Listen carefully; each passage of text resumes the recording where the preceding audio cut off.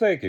Savos sociālo tīklu profīlos es pāris nedēļas esmu veselos 7 turpinājumos publiskojis liecību fragmentus no kādas tiesas prāvas.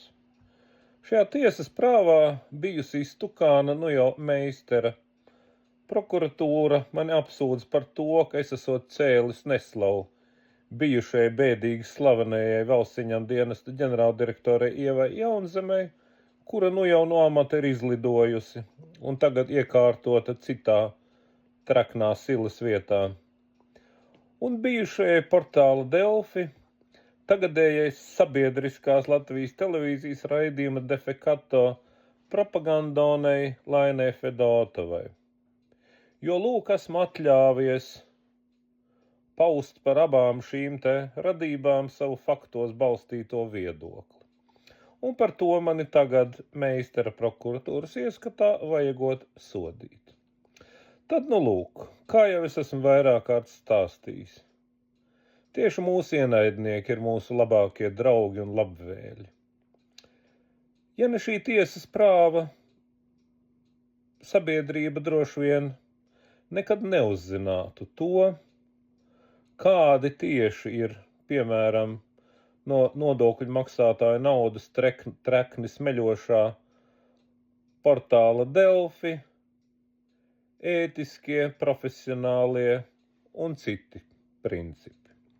Bet, pateicoties šai tiesas prāvai, uz kuru bija izsaukts Delfu redaktora izstrādājums Andris Kārkluvalks, ko es jums te stāstīšu?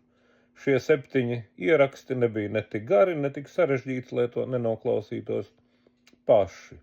Un ja jūs to noklausījāties visus vai vismaz dažus, tad jums tagad ir daudz skaidrāks par to, kādi īpaši cilvēki strādā šajos te plašstraumes mēdījos, vai pareizāk par kādiem īpašiem cilvēkiem. Viņi uzskata sevi vienīgos pareizos īstos žurnālistus atšķirībā no kaut kādiem tur citiem.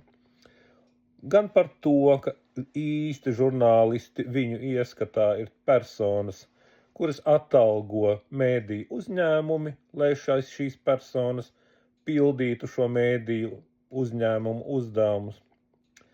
Jūs uzzinājāt arī to, kā šīs te īpašās žurnālistu personas skatās uz pārbaudāmiem un nepārbaudāmiem faktiem, uz saviem sabiedrisko attiecību klientiem un pārējiem tur kaut kādiem cilvēkiem, par savu ciešo sadarbību ar sabiedrisko aģentūru, sabiedrisko attiecību uzņēmumiem, ar darbošanos roku rokā, ar to, ka viņiem nav nekāda pienākuma. Jūs apdiršot kaut ko pajautāt arī jums pašiem. Jo viņi lūk ir tie vienīgie īstie pareizās ideoloģijas, pareizās taisnības nesēji. Lūk, šo visu noklausoties, gan tiesas sēdē, gan pēc tam šajos fragmentos, man radās sajūta kaut kur, kaut kad es visu to esmu dzirdējis. Jau sen pagājusi, bet bija tāda valsts iekārta, kurā arī bija vesela suga, vesels iedzīvotāju slānis, vesela privileģētā grupa, kuri uzskatīja, ka viņi ir tie vienīgie, kuriem piemīt vienīgā taisnība, kuri ar visiem citiem var izrīkoties pēc saviem ieskatiem. Tie bija visu sugu komunisti, komunistu kolaboracionisti, čekisti, stukači un visi tam līdzīgie, padomju okupācijas varas, kolaboranti, kolaboracionisti un pārējie. Bet varētu domāt, no kurienes šāds te maziņš Andrītis Kārkluvalkiņš varētu būt sasmēlies visu šo te komunistisko ideoloģiju, komunistisko kolaborantu pārākuma sajūtu un visu pārējo, kas spietās no viņa ārā visā šajā te tiesas liecību laikā. Kā jau parasti, jāskatās vēsturē, jāskatās rakstos. Ja mēs skatāmies uz Andra Kārkluvalka, šī Delfa žurkālista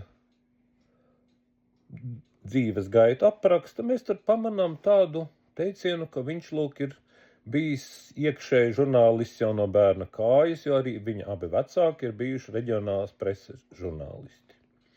Nu, ko paskatīsimies, kādi tad šie vecāki ir bijuši, ko tad viņi īsti ir darījuši reģionālajā presē,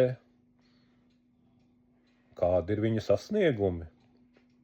Taču nevarētu būt, ka no viņiem Andrītis Kārkluvalkiņš ir sasmēlējis šo te komunistiskā pārākuma kolaboracionistu ideoloģiju.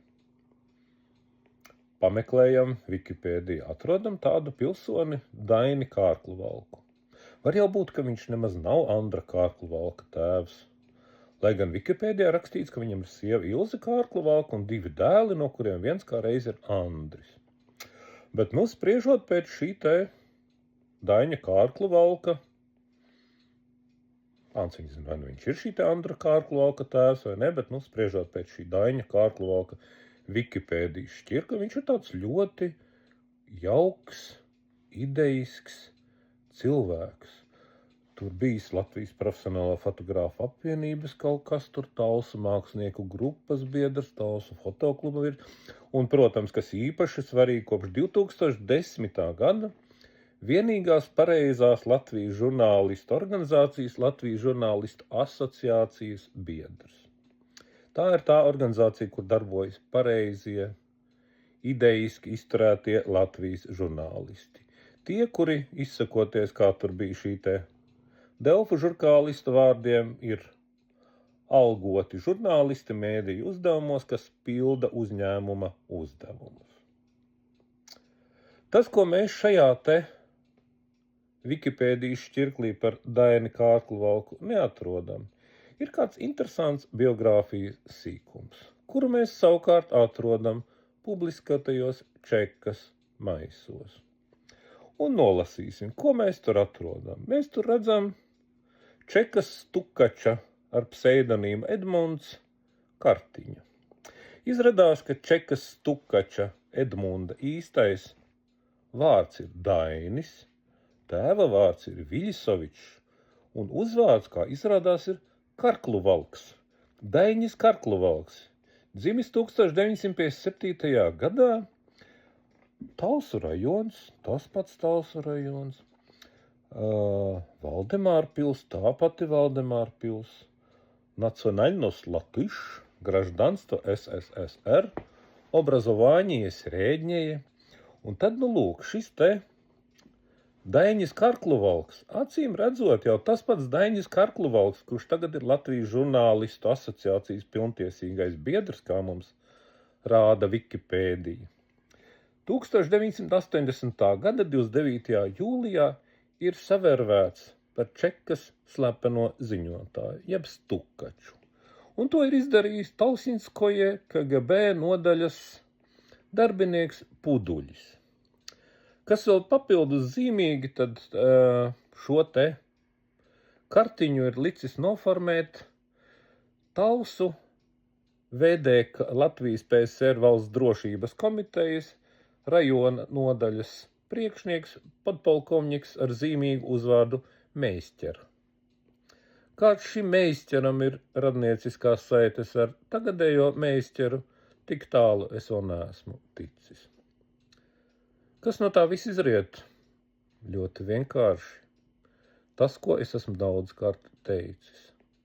Cerība, ka vecie kolaboranti, kolaboracionisti, Čekas Stukači, čekisti, komunisti iznīks un vietā radīsies jauna brīnišķīga paudze.